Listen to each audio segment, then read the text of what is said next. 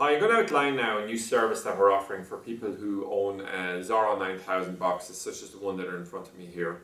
It's a cover the issue where people inadvertently put on either the wrong firmware or the wrong software channel list onto their box. Now, because there's a number of different firmware versions for this box, it's possible to have a channel list that will work for one version, a firmware version of a Xoro 9000, but if you mix it onto a different firmware version, it'll actually lock up the box.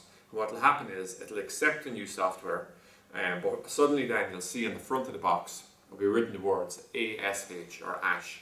And the significance of this is that the firmware is now corrupted and the box is no longer capable of rebooting. Now, it's not possible to directly fix that box by a USB or anything like that, simply because it can't take new software because the box isn't booting up.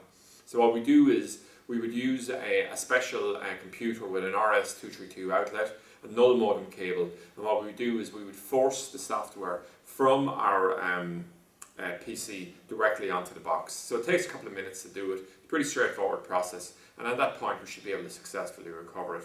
Now, it is possible, we'll say, that your issue, if you have ASH on the front of it, won't be related to the software. It could be an EPOM fail or something like this, but in general that's very, very rare, simply because the Xoro 9000 box itself is so reliable and that type of fail is so rare itself.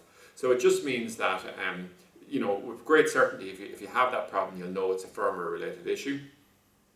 And if you send it back, we'll fix it and have it returned normally within about 2 to 3 days.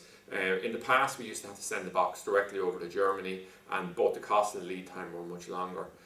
The one thing I'll say is that if we can't fix it, in terms of it proves to be a firmware problem, something like that, we give an 80% refund and ship the box back to you, and just identify the hardware problem that's caused it for you.